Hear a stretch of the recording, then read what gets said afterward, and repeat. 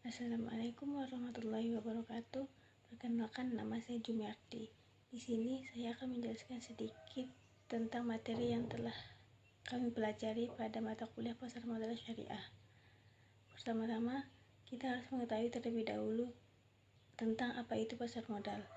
Pasar modal yaitu media atau sarana pertemuan antara penjual dan pembeli untuk melakukan transaksi dalam rangka memperoleh modal.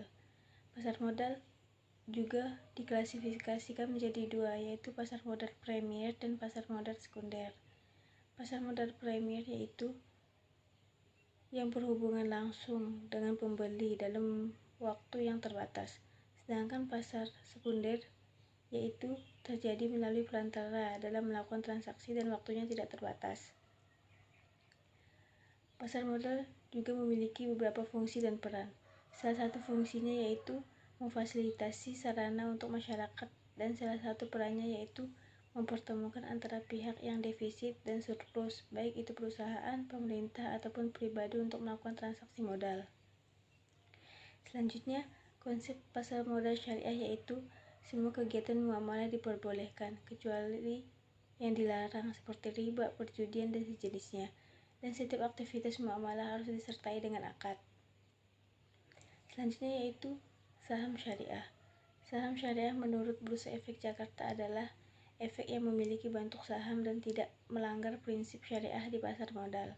Saham syariah juga merupakan produk investasi yang menerapkan sistem syirkah atau penyertaan modal, difokuskan dengan kesepakatan dan tanggung jawab bersama antara dua belah pihak atau lebih.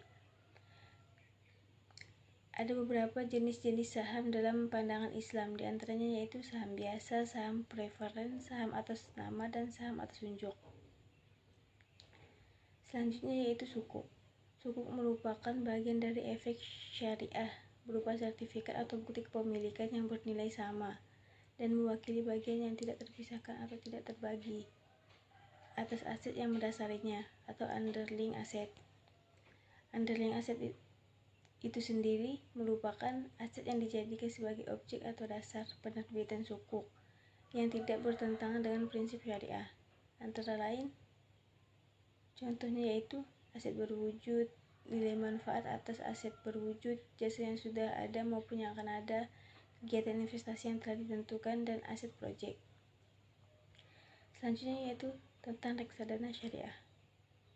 Reksadana syariah merupakan dana bersama yang dioperasikan oleh suatu perusahaan investasi yang mengumpulkan uang dari pemegang saham dan menginvestasikan ke dalam saham, obligasi, opsi, komoditas, atau sekuritas pasar uang yang operasional menurut ketentuan dan prinsip syariah.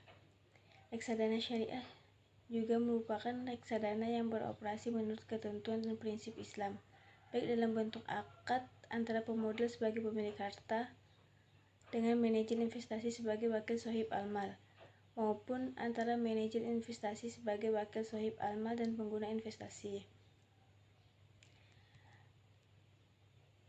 Yang terakhir yaitu tentang saham GoTo atau Gojek Tokopedia, yaitu perusahaan ekosistem digital berbasis teknologi Indonesia yang berkantor pusat di Kebayoran Baru, Jakarta Selatan, Indonesia. GoTo ini didirikan pada tanggal 17 Mei 2021.